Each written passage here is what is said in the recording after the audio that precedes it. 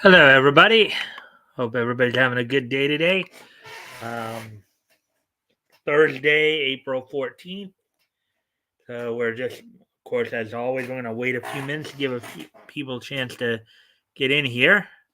Um, anyways, hope everybody's doing well.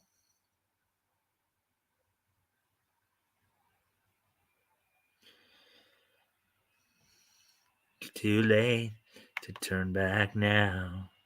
I believe I'm falling in love.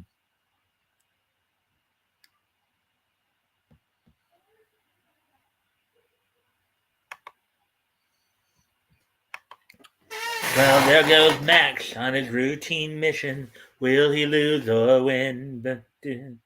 Four-ply diaper and that safety pin. He's tops.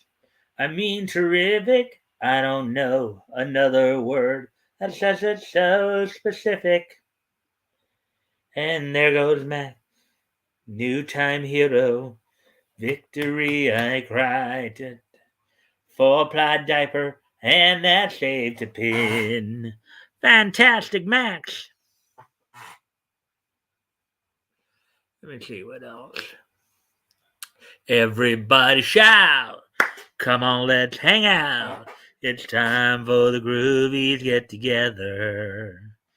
You're gonna see how funny they can be.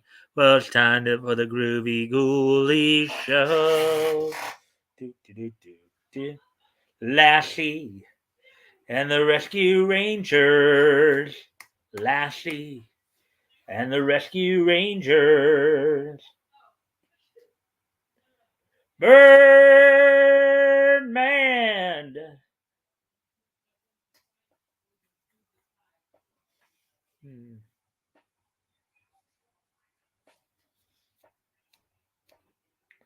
And we're animaniacs.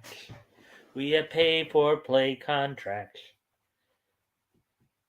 I read us sings a verse. We're animaniacs.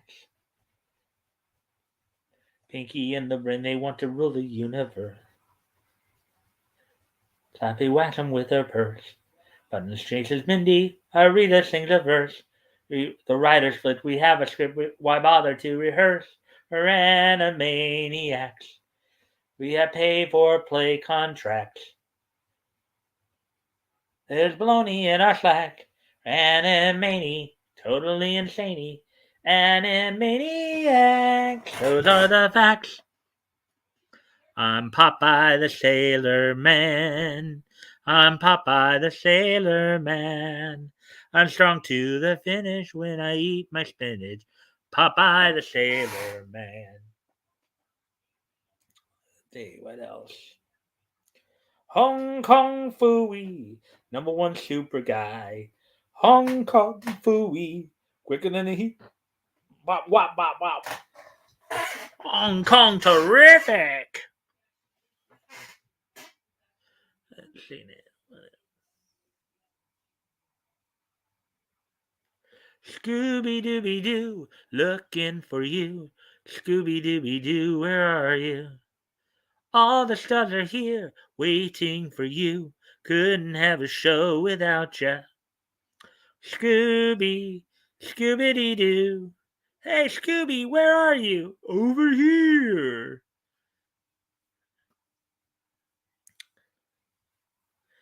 Rain or shine, come to Tasmania, come to Tasmania.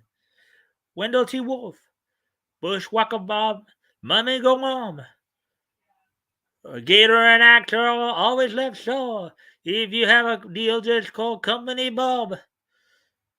The Platypus brothers are back and about. Kiwis, bushwhack. Hey, live with and went out. Hey, it's Taz. He puts the Taz in Tasmania. Taz in Tasmania. It means you. Defenders of the earth. Defenders. Faster than light. His rockets ignite. Jets into battle. Faster than light. Flash Gordon. Lord of the jungle. The hero who stalks. The beast call him brother, the ghost who walks. Phantom, defenders of the earth, master of magic spells and illusions. Enemies crumble with fear and confusion. Mandrake, defenders of the earth. His strength is a legend, his will conquers all. When he goes into battle, we never will fall. Lothar, defenders of the earth, defenders of the earth. Let me see what else.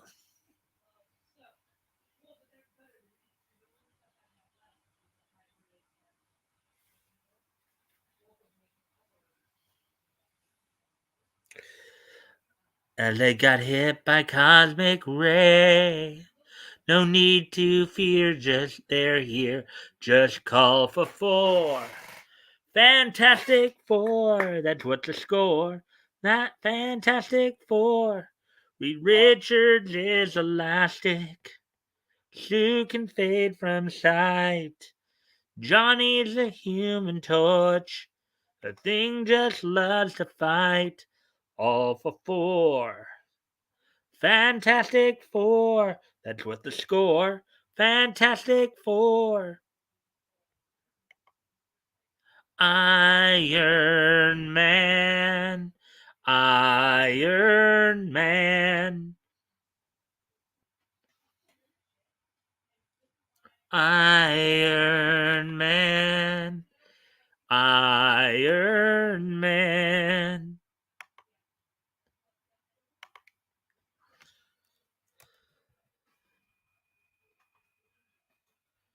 Let's see. Ooh, ooh, ooh, ooh, ooh, ooh, ooh, ooh, ooh. Oh-ee-ay, tailspin, oh-ee-oh, tailspin. Friends for life through thick and thin with another tailspin. Oh-ee-ay, tailspin, oh-ee-oh, tailspin. Friends for life through thick and thin with another tailspin. Bum, bum, bum, bum, bum, bum, bum, bum, bum, bum, bum, bum. Oh-ee-ay, tailspin, oh-ee-oh, tailspin. Friends for life through thick and thin with another tailspin. Oh-ee-ay, tailspin, oh tailspin. Friends for life through thick and thin with another tailspin. Alrighty then. Well, we're past the 8-minute mark, so I guess it's a good time to start getting going on the stream here. Is hopefully more people will show up soon. Anyways,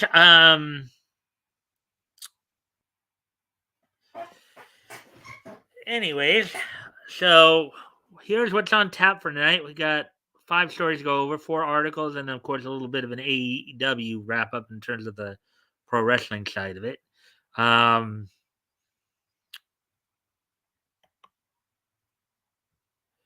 So on tap for tonight, of course,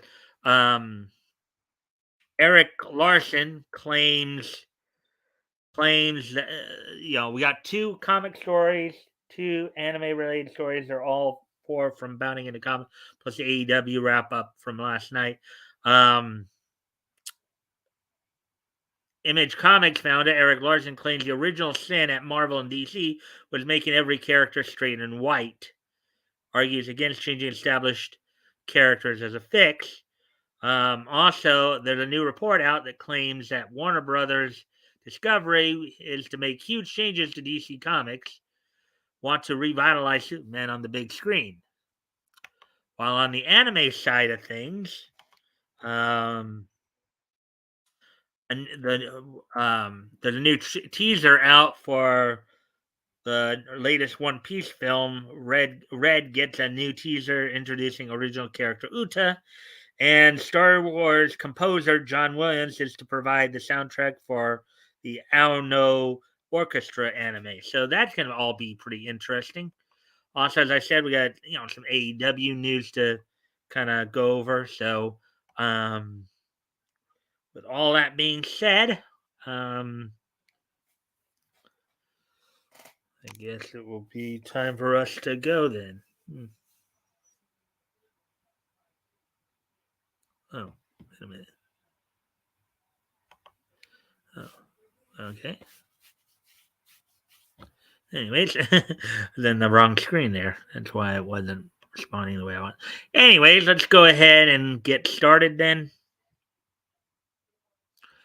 Before I do that, let me just check something real quick.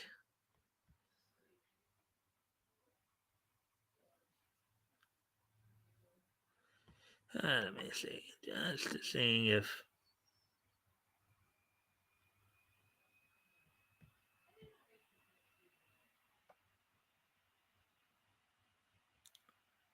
Yeah, all right. Well, anyways. Alrighty then. And of course, as always, I do appreciate any and all likes and shares. Helps get more friendly people in here who want to learn. So with that, why don't we go ahead and get started here?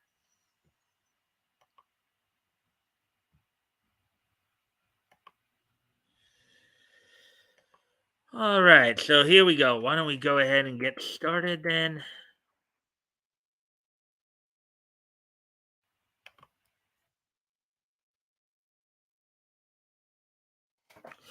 Image Comics founder Eric Larson says the original sin at Marvel and DC was making every character straight and white, argues against changing established characters as a fix. Well, first off, um,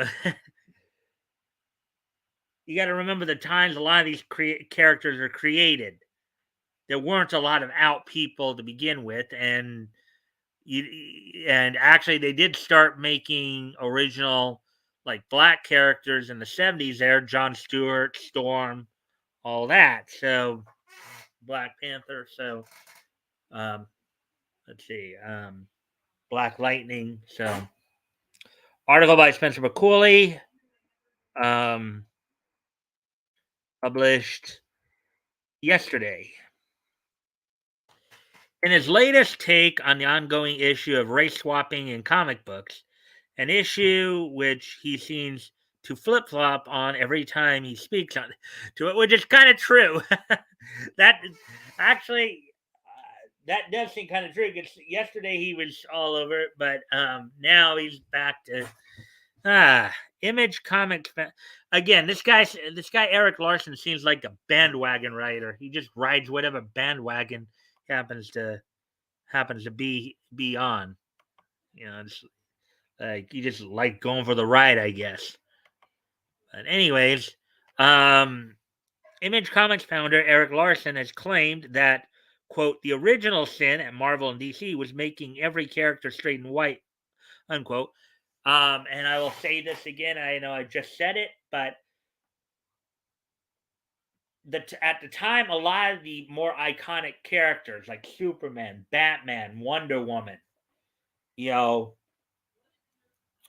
at that time, you did have a lot more white, straight and white people. The people, a lot of people who were like, gay, lesbian, LGBT were still in the closet back then. In fact, if you remember back in the 30s and 40s and 50s, being a homosexual, bisexual was still considered a mental illness. It was still listed as a mental illness on the ADA's or not but the American Psychiatric Association's APA's list of mental illnesses. So, um, but argued against the concept of race and sexuality swapping as a counter. Mm-hmm. Yeah, I would say that a lot of people. Iron Fist, Volume 6, number 1. Again, you probably would have more um, words by Alyssa Wong, art by Michael YG and Jay. As I said before, the reason that they do a lot of this race swapping is because a lot of the iconic characters that we know, like Superman, Batman, Wonder Woman, Spider Man, Hulk, Iron Man, Captain America, they're brand names, and it's a lot easier to indoctrinate kids with brand names. Taking to, taking to Twitter on April 9th, Larson abruptly declared to his followers, quote, the original sin at Marvel and DC was making every character straight and white, unquote, before rhetorically asking, quote, now that there's a huge push for representation, they've been caught with their pants down, and how can they fix the problem, unquote. Well, just like they did in the 70s, start creating characters in said. But again, I think one of the things I think Yellow Flash is pointing out too is that the problem with trying to create these new characters and create create characters for representation's sake is that they don't sell. If they don't sell, then their message doesn't get out. You know, it's a lot easier to indoctrinate people into your mindset if you can use a brand name. And a lot of these iconic characters are brand names. So, well, with the movies, easy, just cast your film with a diverse group and ignore the comics and the fans on Twitter because nobody cares. Um, or the comics and the fans because nobody cares, unquote. He bizarrely and dismissively argued. Quote, in the comics, that's more difficult because you can't just swap the races of existing characters, which is true. And you shouldn't even try. It would probably be more acceptable to create a new character, you know, if you want to do that, instead of trying to use an iconic character so you can push your agenda. Let's see. Rejecting the trend seen in recent years with such characters as Kid Flash, Master of the Universe's Andra, and near entire cast of Marvel's Eternals, Larson suggested, quote, um, well, Kid Flash. There have been a number of Kid Flashes, but at least I guess with the latest Kid Flash, they've gone non-binary. So Larson suggested, quote, the ideal solution would be to create a whole mess of new characters, which are diverse, and then use those characters in comics and movies. But creators don't want to give Marvel and DC their quote in smaller quotes great ideas, so that's not going to work, unquote.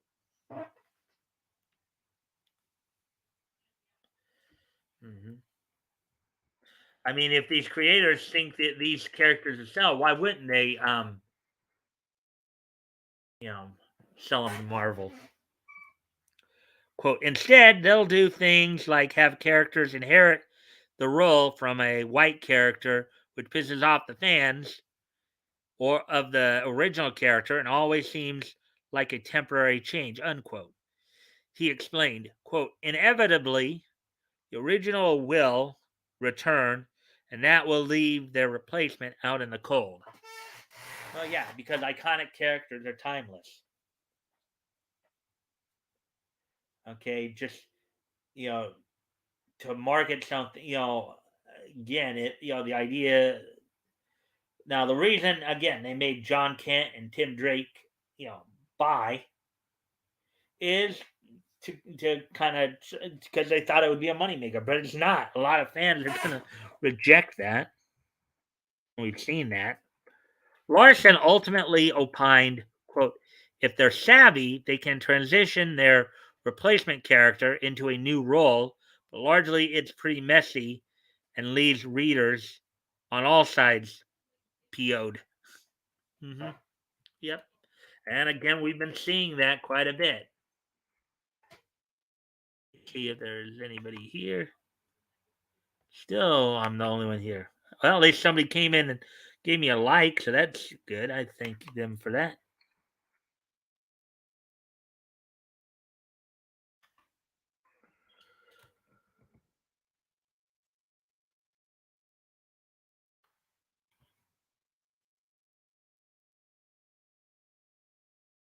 So it looks like we do have two people in here. All right. Well, I hope you're enjoying the content thus far. We're talking about Eric Larson's latest comments on race and race and sexuality swapping characters. Apparently, he's kind of, according to Spencer McCooley here, he's kind of flip flopped and does kind of look like it because with the way he's let's see. Responding to a fan who replied to his thread, quote, I can't wrap my head around the idea of needing a hero to be just like you in every manner to be happy, unquote, Larson accused. Quote, it doesn't even have to be that.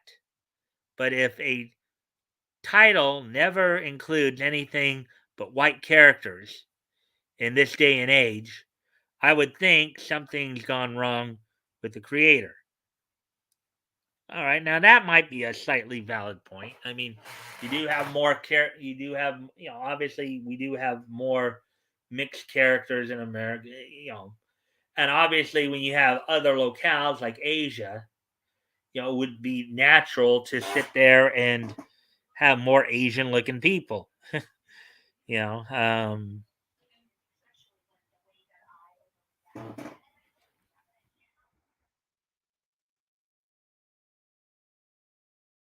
All right, so continue on here.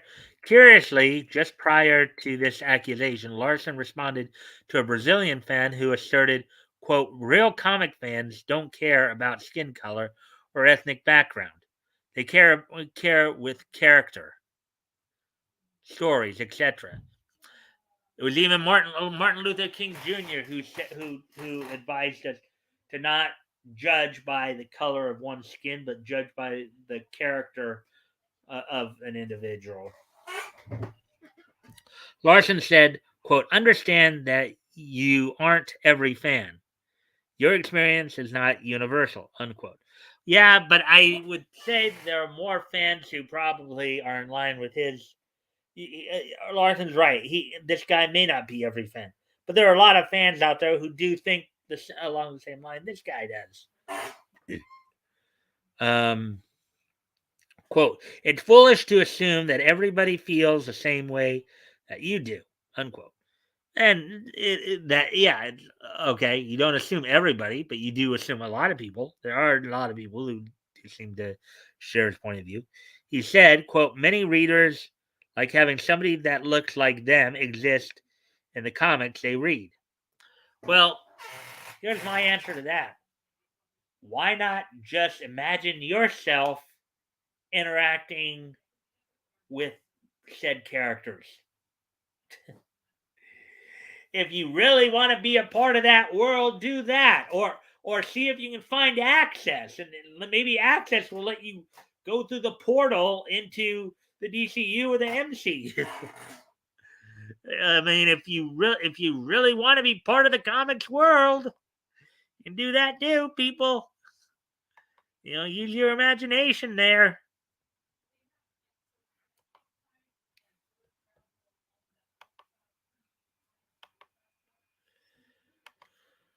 Let's see there.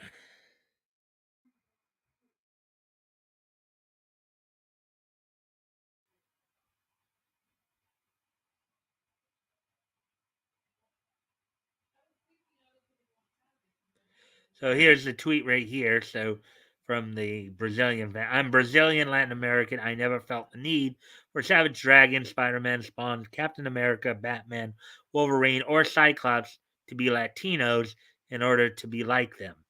Real comic fans don't care about skin color or anything.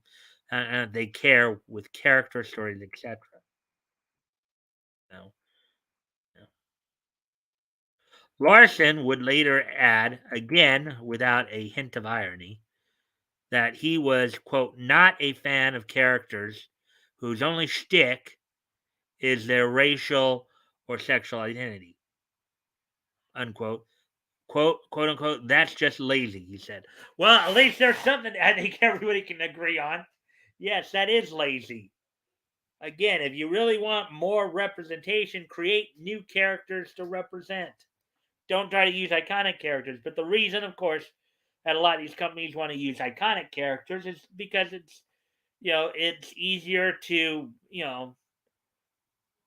it's easier to indoctrinate people into that line of thinking.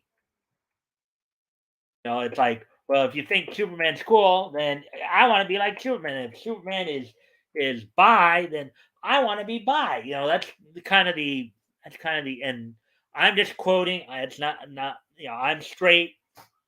I've always been straight. Will always be straight, and I don't care who knows. I'm just saying though.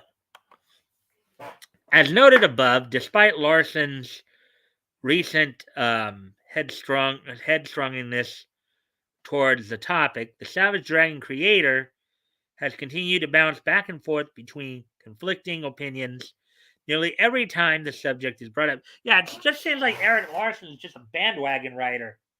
He just wants to ride whatever bandwagon will make people like him or whatever. You know, on April 7th, which was last week, Larson took to Twitter to tell his followers, for some reason, the conventional wisdom at Marvel and DC is to have new characters assume the identities of old characters. But if I'm a fan of Iron Man, I'm absolutely not buying your bleepy new Iron Man. I want it to flop so that old Iron Man can return. And we, of course, read that article, I think yesterday. We read about that. Larson talked about, when they talked about that.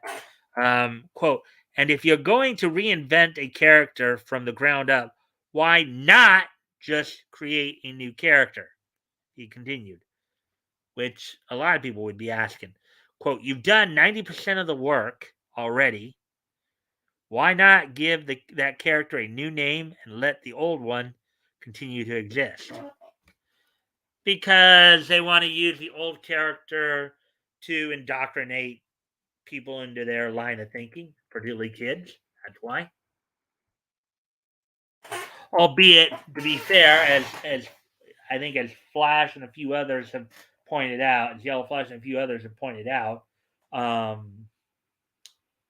kids are not really the ones buying comics as much anymore. It's more adults who are actually, young adults who seem to be buying the comics more.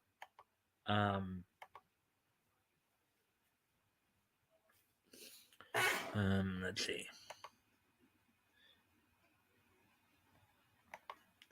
It's now, granted, you do have teenagers who are buying manga. And that's part of the reason why manga's kicking. You know what?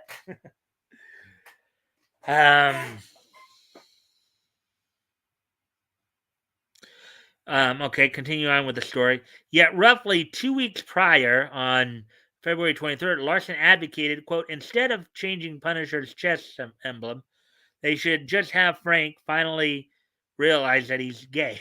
Okay. Yeah, and that's right, too. That's kind of right, too. That's another good point. And we read that article, too. Quote, and the beauty of it is that it wouldn't alter the comics at all, unquote, he argued. Despite Frank's established origin involving the death of his wife and children, quote, he'd still be dressing in leather, ignoring the ladies, and hanging out in bars with other sweaty dudes, unquote. Well, I don't know. Now that I think about that for a moment, I wonder if, I don't know, Larson's got some kind of thing for, gay dominate. I know the female versions are dominatrix. I don't know what the guy's word is, dominator or whatever. But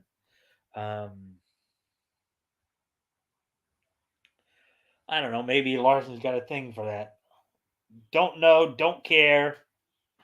To each his own. But they couldn't do that again, making Frank Castle gay, especially to just push an agenda, just wouldn't work. That's just stupid. That's just outright stupid. Okay, that goes against the very origins of his character. Unless they're going to try to like do this whole thing of, well, yeah, he got married, to hide the fact that he was, that BS. You know. Uh, Anyways, quote, and then the Punisher skull would take on a whole new meaning, unquote. Larson pushed, quote, and it would just kill the dudes who brandish it. They're such a homophobic lot, unquote.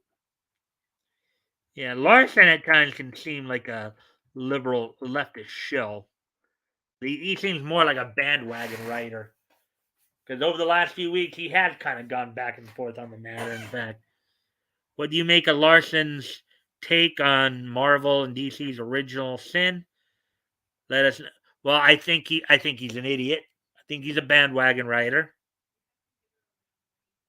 He's an idiot who probably got dropped on his head when he was a baby, and that's why he's kind of like this. It's almost like he's got a split personality.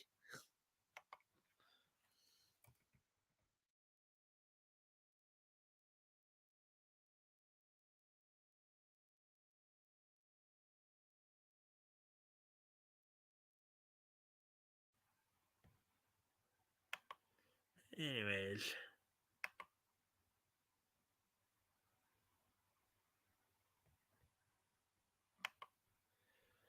we're back up to two. It looks like it. All right, so now we'll move on to the next story here. Unless, of course, as always, if you have anything you want to add if you want to comment on what we just read, go for it. I'll give you guys a sec here.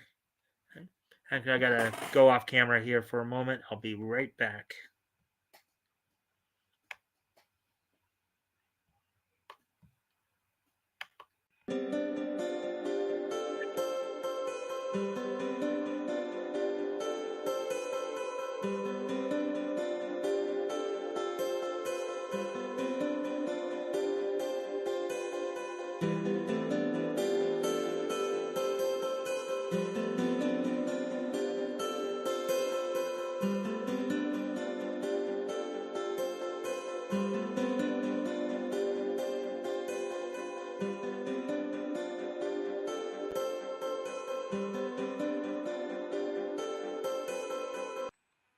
All right, I'm back.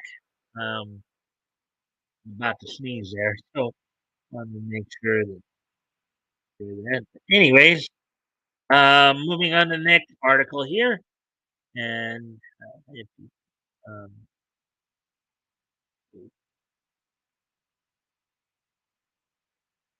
and it would appear that we don't.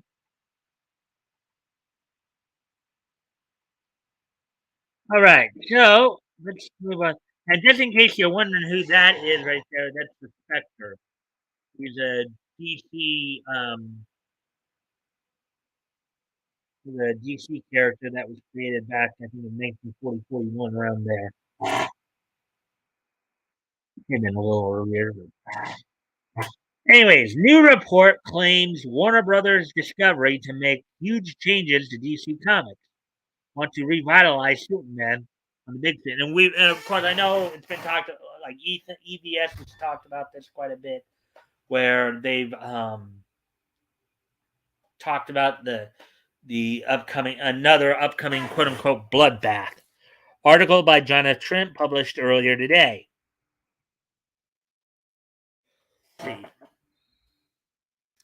A brand new report claims that the newly formed entity Warner Brothers Discovery, led by CEO David Zaslav, is planning to make big changes to DC Comics and DC Entertainment. Of course, this picture is from the Young Justice cartoon. It might even be from the episode where they were talking about adding new members.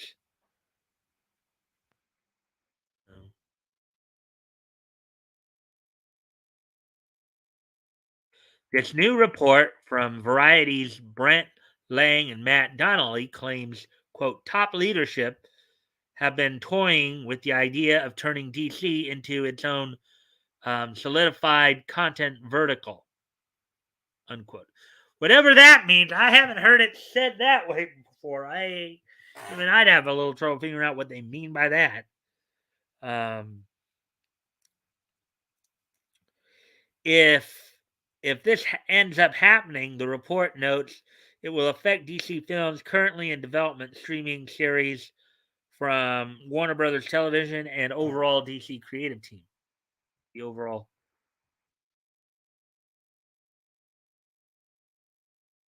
from Justice League 43, the Dark Side War Justice League. Okay.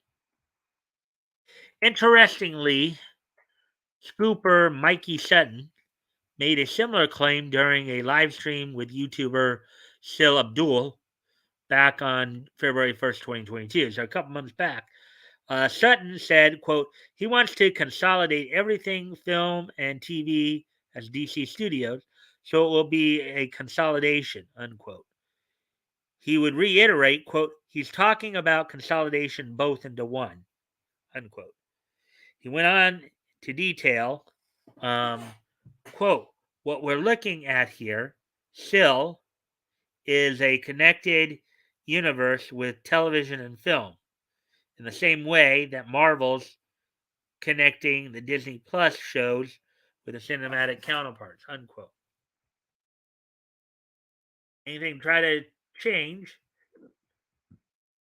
their current trajectory.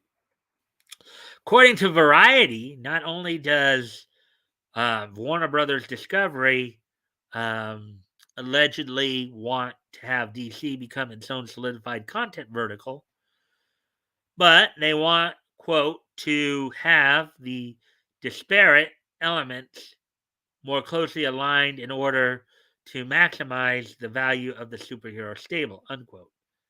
To this point, Zaslav is reportedly looking for someone with a business background to oversee and manage all the different factions at DC, unquote. Citing an anonymous source, the report claims Zaslav is less interested, quote, less interested in finding a creative guru, unquote, like Kevin Feige at Marvel Studios.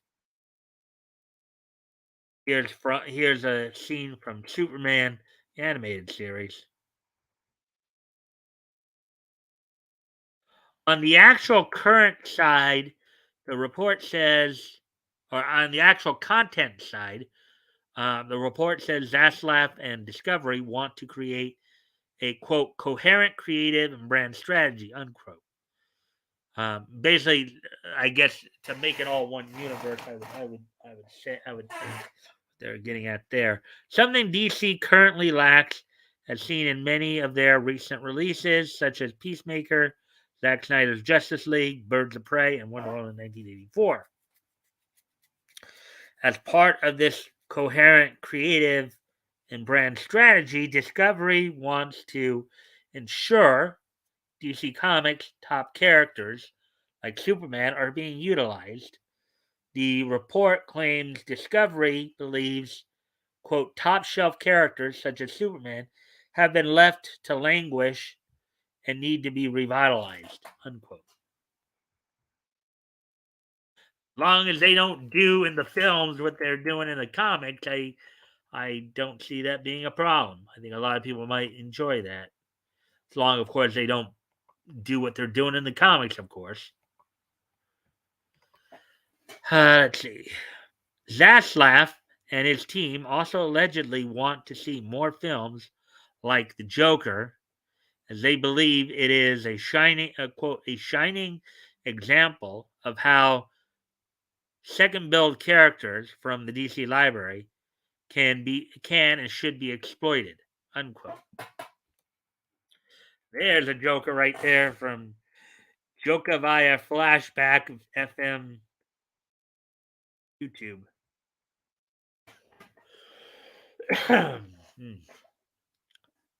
the claim to want the claim to want to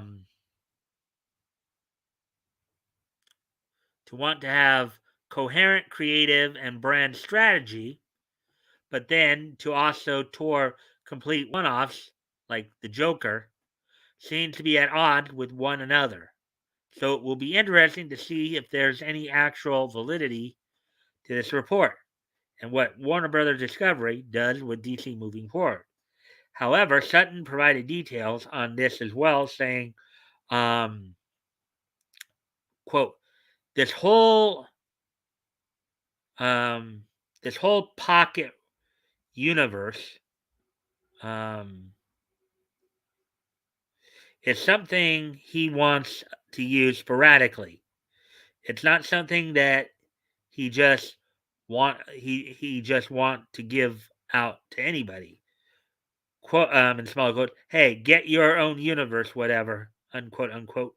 Um, quote, it will be a more Elseworlds thing and as sporadically as possible because they really want because he really wants to make this more streamlined and easier to understand for the general public, unquote, Sutton explained.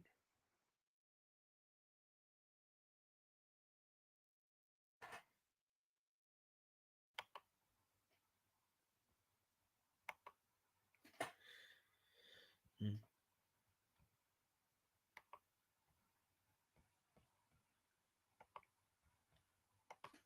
Sutton also notes there will be a DCEU going forward, um, explaining, quote, because that's the way of competing with Marvel. I mean, it's not a way of copying them, but it works, unquote. Um, he goes on to point to how Marvel Studios has created a number of original shows set within the Marvel Cinematic Universe that are connected to the theatrical releases. He later added, quote, you can have secondary characters on television that are related to the central character, like you can have Ezra Miller on TV, right? Not that anybody right now, apparently nobody wants Ezra Miller on TV right now because he's been doing some very bad things, as we've been hearing a little bit about lately. Something to do with, I guess, hurting his wife in certain ways. So, um,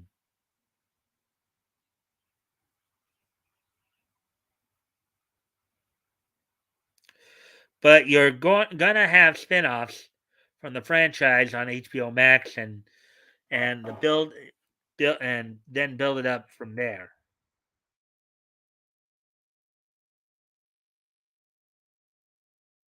Sutton would further note, quote, they just want to redo the DCEU over again. They feel that they had the right idea, but Hamada screwed it up.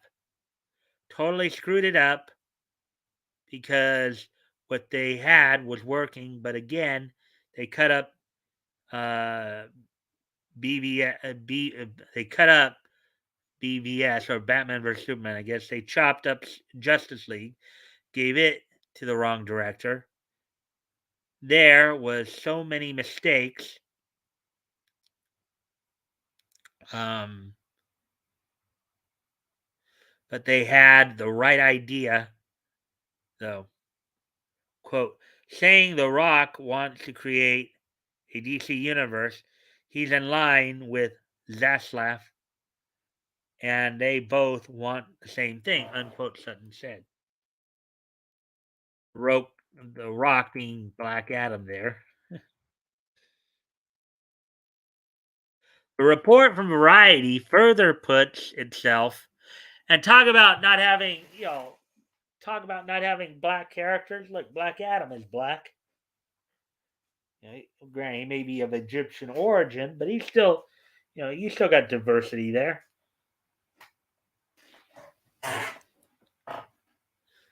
The report from Variety further puts itself in question when it claims that under Walter Hamada, DC Films has, quote, achieved more consistency in terms of both the critical and commercial reception to the company's movies, unquote. Looking at the actual reception and box office numbers tells a very different story. James Gunn's The Suicide Squad only earned $55.8 million at the domestic box office and a measly $167.1 million at the global box office. It had an $185 million production budget. So from the sounds of it, sounds like it lost money. Sounds like it lost money there. Wow. So film did receive a 90% tomato meter rating from critics on Rotten Tomatoes.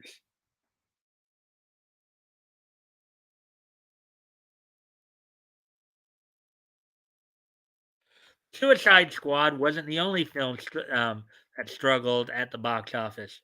Wonder Woman 1984 only grossed 46.8 million domestically and a grand total of $166.3 million globally.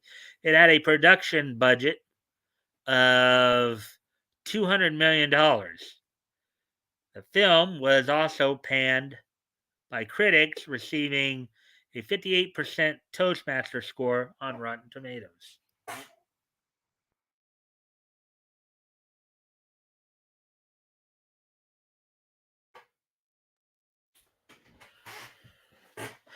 And Birds of Prey, which the report actually recognizes as a miss, only grossed 84.1 million domestically and earned a total of $201 million. It had a production budget of 82 million.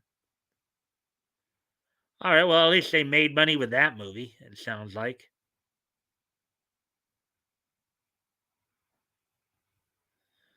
All right. So, film only received a 79% tomato meter score from critics on Rotten Tomatoes.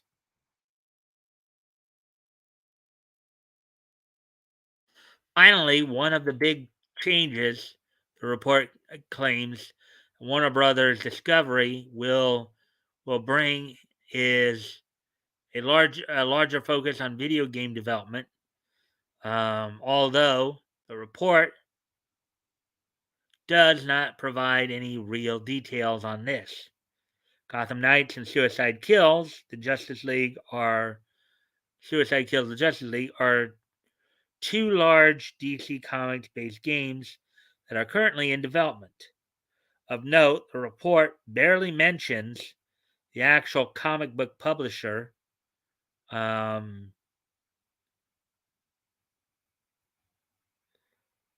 noting that, quote, mining DC's library of characters could help control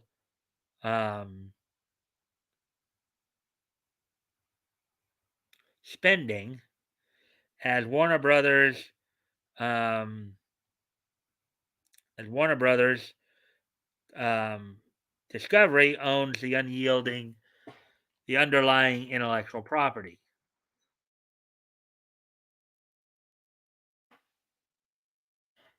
Any significant changes, if any, made by Warner Brothers Discovery for DC films will more than likely take place following the release of Shazam: Fury of the Gods, The Flash, the Aquaman, and The Lost Kingdom, and Black Adam, Batgirl, and Blue Beetle. And they have a number of movies coming out, huh?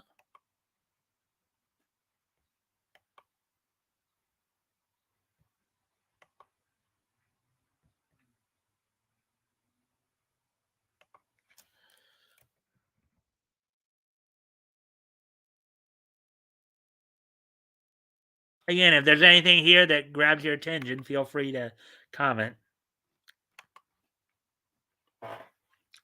They also reportedly have a Superman project from J.J. Abrams and a racist Ta-Nehisi Coates in the works. Patty Jenkins is also expected to develop a third Wonder Woman film.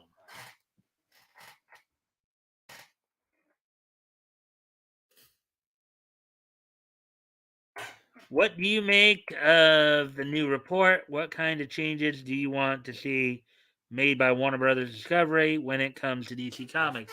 Well, get rid of all the woke idiots and bring in some people who really want to see comics succeed and not just push an agenda. That's what you should do. Or else if you just keep producing the same old baloney, people are gonna just tune you out. Hey, Woody!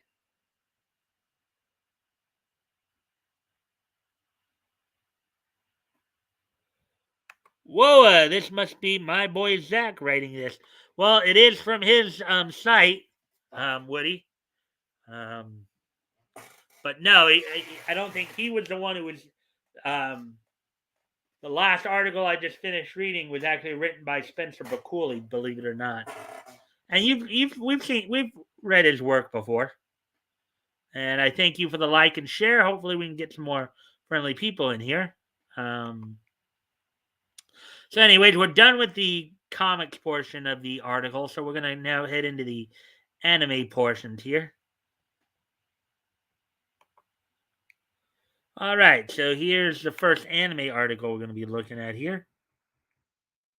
One Piece film Red gets new teaser introducing original character Uta. Article by Nerdigans Inc. published yesterday. And here we go. On Tuesday, the One Piece fandom was set abuzz when the latest official teaser trailer for One Piece film Red dropped on social media.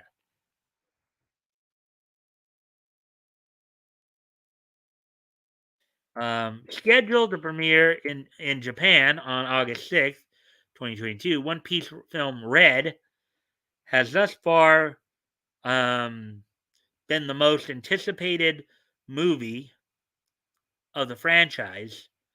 Um,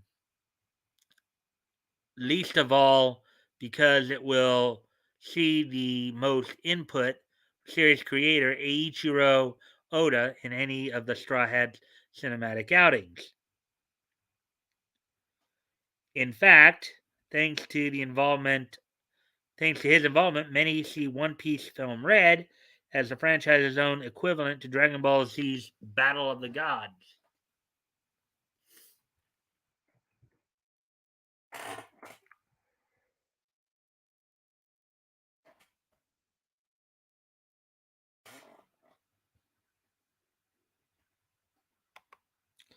Last time I saw those three letters um, together, I was being told about it somebody's urinary tract infection.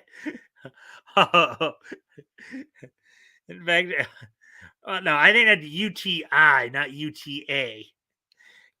It would be pronounced in Japanese Uda or Yuda. Uh, uh, no, urinary, as you should know, Woody, urinary tract infection is UTI. Not to be confused with the proper Japanese name, Uda, UTA.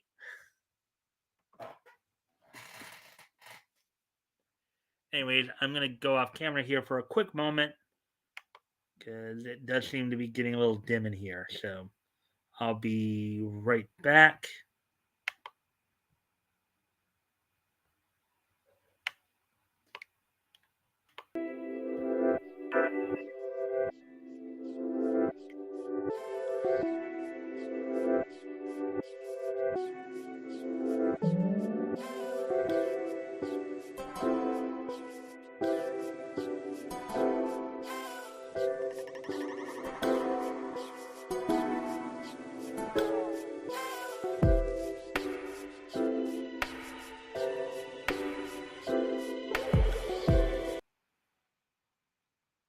Right, I'm back.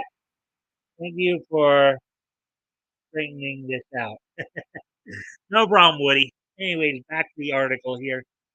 Um, the film will be directed by Goro Taniguchi, the heart, soul, director, and writer of the Code Geass franchise, and feature a screenplay penned by Tsutomu Kur- uh,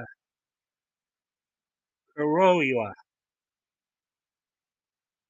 whose previous credits include One Piece film Gold and the live-action Kingdom movie. Yeah, I watched the Kingdom anime before. That was a pretty good anime. That's pretty. I'd highly recommend anybody watch that. That's a very good anime. In the second teaser, spotlight is put on the newest addition to the One Piece franchise, Uda, um, otherwise known as quote the world's greatest diva unquote. Oh, I wonder how that's gonna. Wow, that's gonna be interesting to see how she, Nami, and Robin all interact with each other.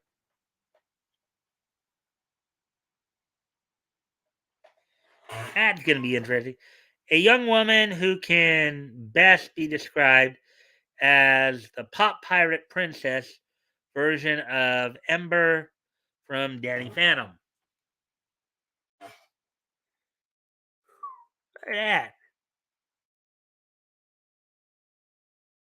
According to a synopsis, the film provided by the One Piece official website via Google Translate, in smaller quotes, the stage of, quote, One Piece film red, unquote, unsmaller quote, is an island where Uta, a diva who is enthusiastic, who is enthusiastic all over the world, will perform her first public contest, concert, unquote.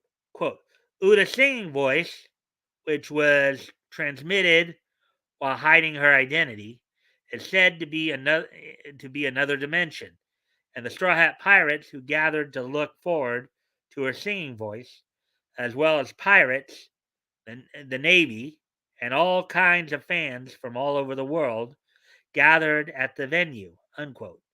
It continues, quote, as it fills up, the story begins when the shocking fact that Uda is the daughter of Shanks is discovered.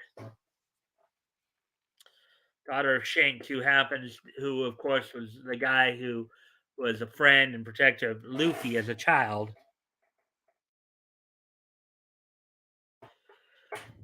This last bit, first revealed in the trailer by Shanks' own declaration to Yuta that quote, "Though we're apart, you'll always be my daughter," unquote, caused the One Piece fandom to absolutely lose it.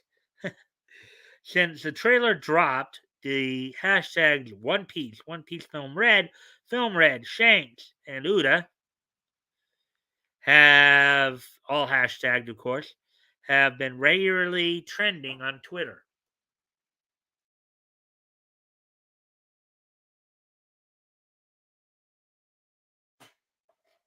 Shanks has always been a fan favorite character, despite the mystery surrounding his backstory. After all, in the quote, as of this article, 1046 published chapters of the One Piece manga, there's been barely any exploration of his lore.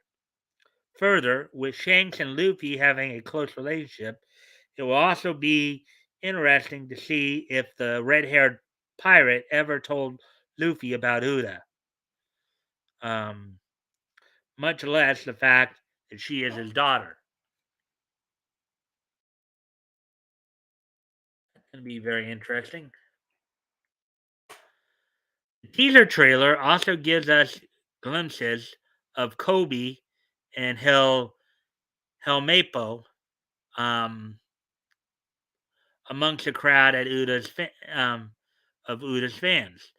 Of course, Kobe is the one who was trying to become part of the Navy, and Helmepo was, I guess, the son of a Navy man, which makes sense given how the synopsis said that Uda's voice reached even the Navy, so that makes sense. Based on their serious faces and the fact that Helmepo is holding a Den Den Mushi um, amongst the cheering crowd. My guess is that the two have been tasked with investigating her situation.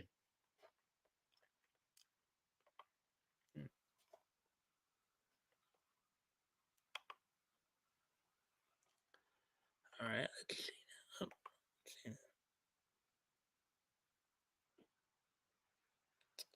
Hail, I'm at work, so I may not chat much. All right. Hail, or well, if you can give me a like and share, that would help too. But I guess you're on your phone, so that might be hard. But I'm glad to see you're here there, Max. Let's see. Let's see. All right. With their appearances, with their appearance, wonders which other characters have previous arcs, in addition to number one Luffy, fanboy Bartolomeo, will appear in the movie.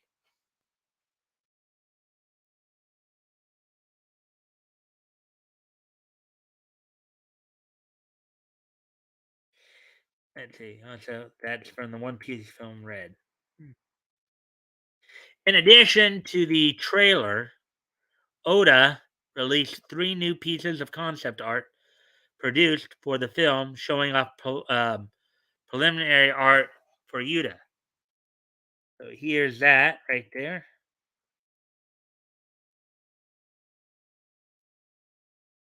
Shanks. Here's some stuff from Shanks.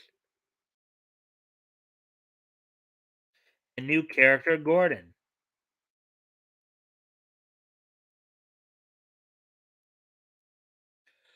Further, shortly prior to the teaser's release, the One Piece film Red official Twitter account shared individual promo images of each Straw Hat member clad in the upcoming movie specific outfits. There you go there.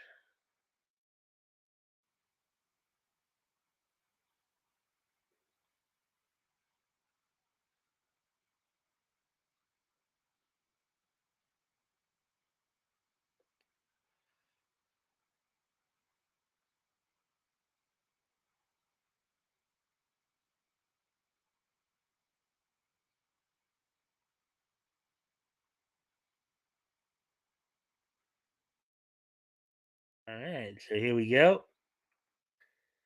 As noted above, similar to Dragon Ball, most of the previous One Piece films are not considered canon. Even Strong World and Z, for which the for which he provided original character designs, although although the former's villain, Shiki the Lion, was later retroactively added to the series proper canon. However, in the case of Dragon Ball series creator Akira Toriyama, fully oversaw production of the franchise's three latest films, Battle of Gods, Resurrection F, and Broly, all of which are now considered canon.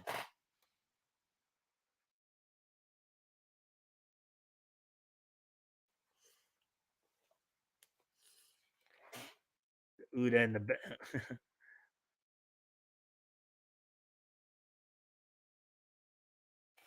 One Piece film Red being the first One Piece film to receive the same treatment from Oda, it's possible that the events depicted in therein will come to be considered series canon.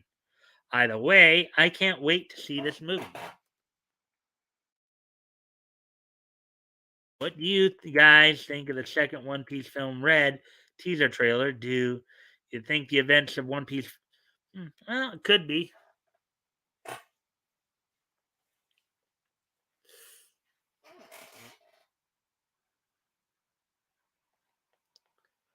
Could be. So, anyways, let's see. See if you guys have any more comments on that one before we move on to the last article we're going to read. We're already at past the hour mark, so that's good. Glad to see you guys still here with me.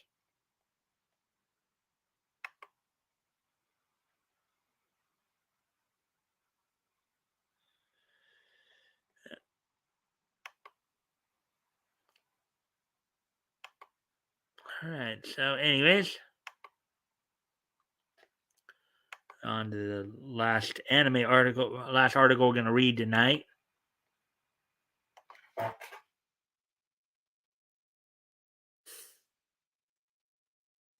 Right. Star Wars composer John Williams to provide soundtrack for Owl No Orchestra anime. Article by Nerdigans Inc. published earlier today. Legendary Star Wars and Jurassic Park composer John Williams has signed on to provide the soundtrack to the upcoming anime adaptation of Owl No Orchestra.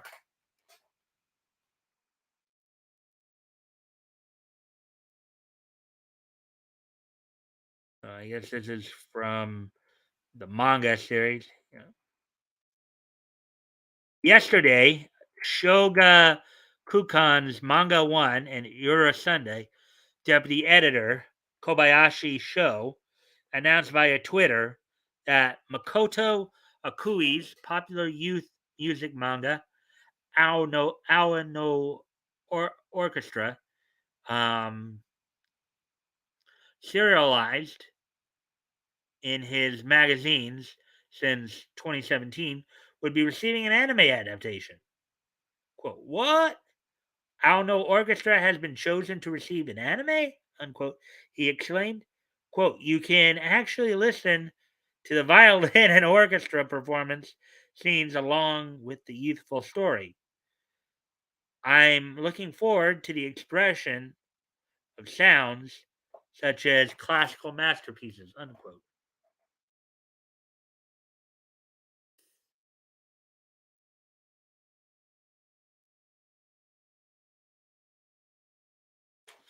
Collected thus far in a total of 9 volumes and currently boasting over 3.5 million copies circulation, including digital.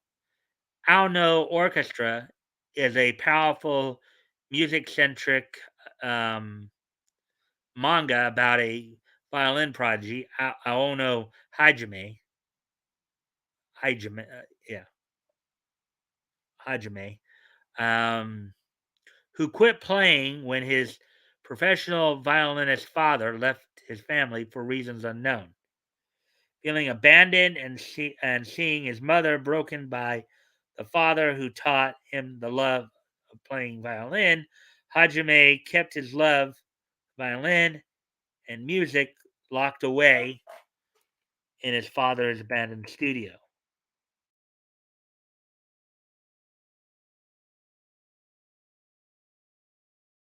That was until his homeroom teacher, Takeda Sensei, um, introduced him to the new transfer student, Akine Ritsuko,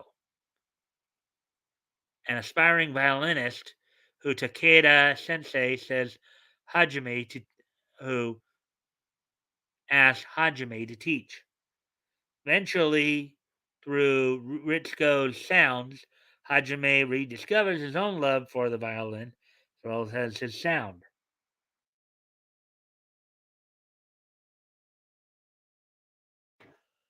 Okay, now we're getting real dim here, so I'm gonna step away for a moment to turn on my room light here. I'll be right back. I'll leave you guys with some music while I do that. Right back.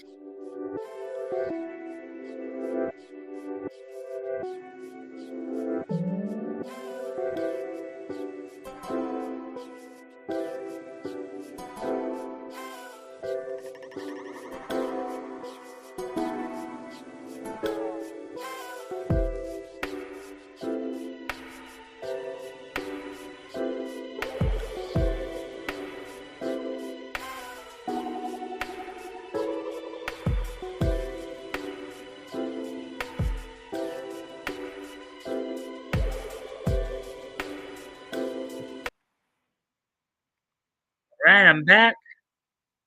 Hopefully, you guys are still doing well. Anyways, back to the article here. Subsequently, picking up his violin for the first time since his father's leaving and playing for several hours, Hajime decides to follow Takeda Sensei's advice and join Umimaku High School's award-winning orchestra club. However, much to his surprise, the lack of orchestra clubs in the area forces the Umimaku musicians to team up with other groups, leading Hajime to reunite with people from his past um, competition days and new rising stars who appeared during his 2 year hiatus.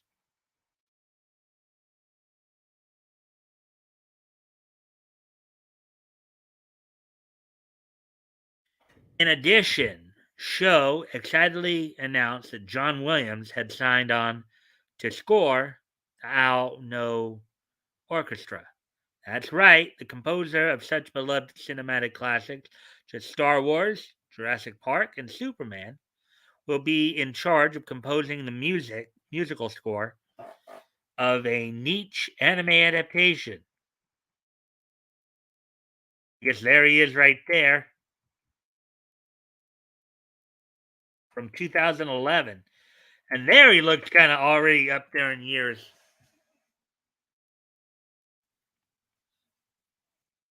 Considering Superman was and Star Wars, I mean, going back 40 years already there.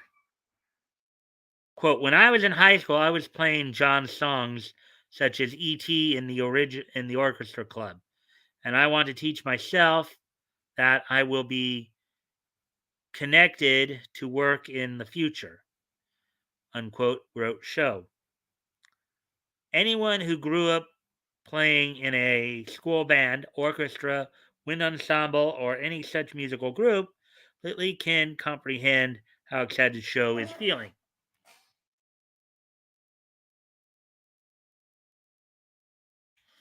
With this unexpected move, one has to wonder if the future Show is referring to involves seeing more high profile Hollywood composers work on anime. What do you think of the recent announcement? Have you had a chance to read the series, sound off on social media, or in the comments down below? All right, so at least it does seem like it's.